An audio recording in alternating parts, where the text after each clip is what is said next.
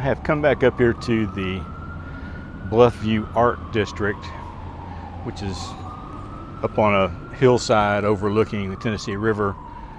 The Walnut Street walking bridge is just over here, places we've been to before.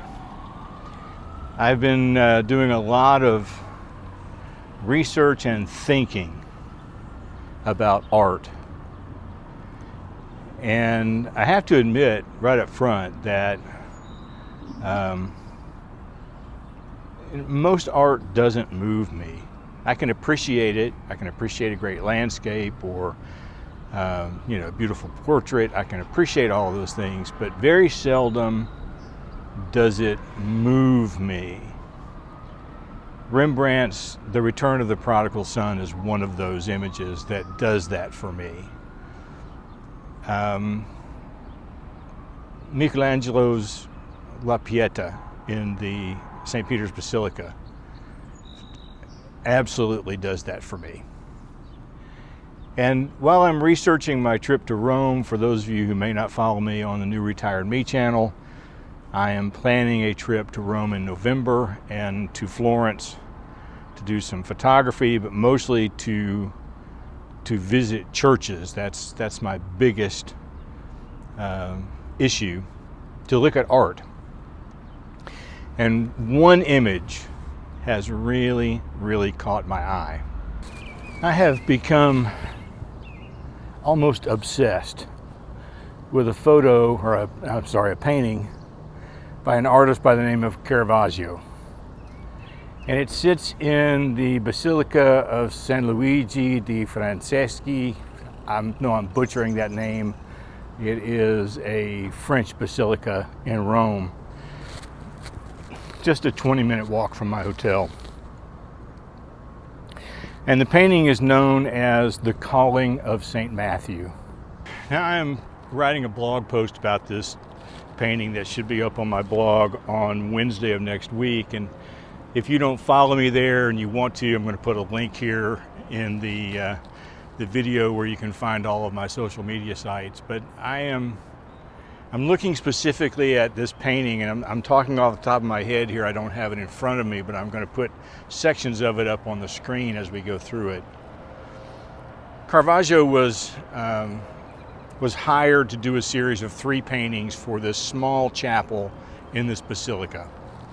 And the 3 paintings are The Calling of St. Matthew, The Inspiration of St. Matthew, and The Death of St. Matthew. The Death of St. Matthew was the image that he finished first, and it's interesting to me, but up in the upper left-hand corner, sort of lit in the background, is a depiction of Caravaggio himself as the king who has demanded the death of St. Matthew. And that will become important later on in this discussion, so bear with me. There's so much going on in this image. Caravaggio was the master of light and shadow. And this was actually his very first commission for these 3 paintings. He'd been painting a lot, selling his artwork on the streets, as most artists who were struggling to get started did. And when he got this commission, this is his very first work that we become familiar with.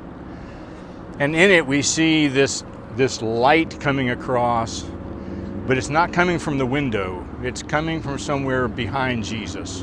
There's this faint halo over the head of Jesus to mark him as who he is. And standing with him is the Apostle Peter. And Jesus has his hand outstretched, pointing toward Matthew, that looks remarkably like Adam's hand in Michelangelo's Sistine Chapel painting on the Creation. I don't think that's by chance. And then what's really interesting to me about how this picture unfolds is that all of the people, all the tax collectors sitting at a table, they're dressed in the age of Caravaggio. Jesus and Peter are dressed as they would have been in the at the time of Jesus' life, but all the rest of them are seated around a table dressed as they would have been in the late 1590s to the early 1600s when he was painting this picture. And there are two tax collectors who are totally engrossed in the money, and they miss entirely the fact that Jesus is even there. And Matthew is sort of pointing to himself saying, "Me? You talking to me?" Matthew in his own gospel makes his calling very, very short. Jesus saw him sitting at the tax collector tables and said, "Come, follow me." And immediately he followed him. That was the whole story. And Caravaggio's commission was to paint that moment.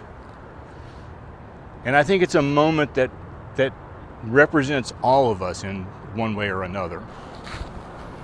This painting, I don't know, it just sort of reaches out and grabs me.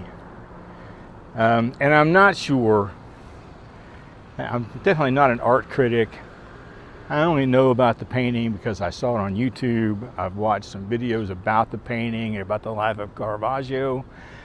And in that, I don't know if it is the painting that grabs me or knowing the story of the artist who painted it that makes it grab me. You know, there is something in us, I think, that when we see a masterpiece like this, we want to think how this man must have been so close to God to be able to paint something this powerful about the life of St. Matthew. The truth of the matter is, Caravaggio is not that guy. By all accounts, Caravaggio was not a nice person. He was quick to anger. He was constantly in fights. He was in debt. There is some speculation that a lot of the women who posed for his images were actually prostitutes because he painted mostly at night. And that leads to the speculation that he might have even been their pimp so that he could get models for free. We do know that he got into jail a lot and ultimately murdered someone and was exiled from Rome. And all of that in a person who could paint this piece. When we add to that the fact that by all known evidence that we have, Caravaggio was probably bisexual. He was intimately involved with a young boy who was his assistant, who mixed his paints, which in today's society would probably also make him a pedophile. There is nothing redeeming about the life of Caravaggio. Absolutely nothing.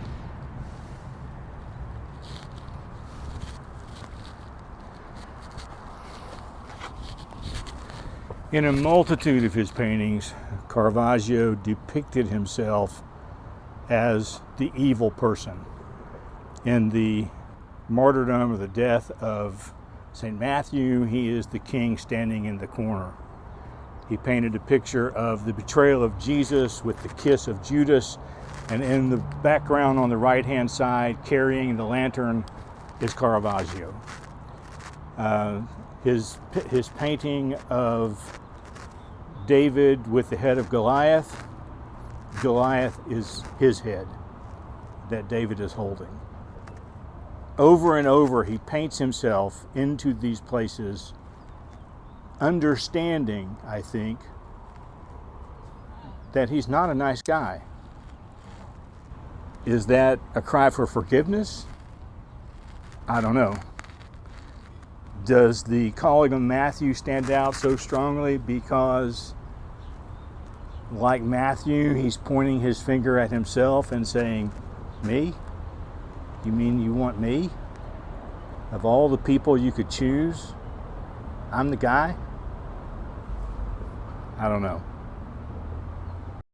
All right, there's a lot to go through here. I'm going to try to go through it pretty quickly because the video is already really long. Let's start with Caravaggio. Caravaggio is sort of a new artist to me. You know, I've been familiar with several artists in Rome. Caravaggio's name is sort of always on the periphery. Nobody ever really talks about him much. There's no paintings by him in the Vatican Museums, at least not according to the research that I've done. But there are several of his paintings throughout Rome. And anyway, that said, this painting has really gripped me. So much so that I am 5 months away from flying to Rome for my trip to Rome and Florence. And I'm ready to buy another ticket next week and just go, because I want to stand and look at this picture. That's how much it's gripped me. It's irrational, but that's how much it's gripped me. I did the whole video with the microphone under my shirt, like we talked about.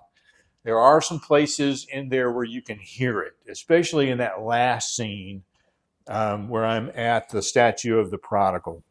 You can hear it quite a bit there.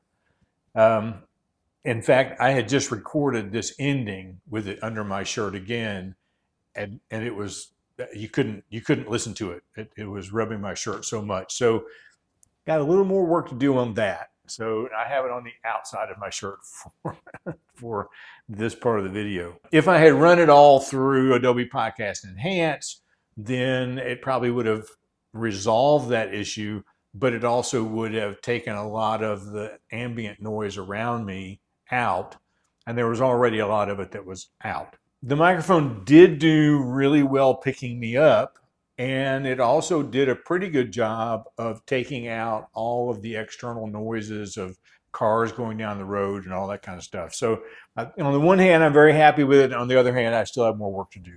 I opted an editing style throughout where before one scene ends, the next scene already starts, so that when I stop talking in this scene, I automatically start talking in the next scene. That keeps everything sort of flowing and moving, and maybe doesn't feel as long as if I'd had big long pockets of nothing but me walking around between talking. So that was a conscious editing decision. The other thing is I shot this video at 1:30 in the afternoon, and I mean, it was somewhere north of 90 degrees. I was a ball of sweat, but the sun was so bright that I could barely see the screen on my phone to set up the shots. Now I was wearing my sunglasses, but of course I took them off when I was setting up the phone, but the sun was just washing out the screen so much. I'm lucky that any of it turned out, to be honest with you. But anyway, let me know what you think in the comments. Let me know what you think about Caravaggio or the painting, or, you know, how badly I want to go back to Rome. All that's fair game. Let me know what you think about how it was edited or about the microphone situation. It is still a work in progress, so bear with me as we go through that, and we will see you tomorrow.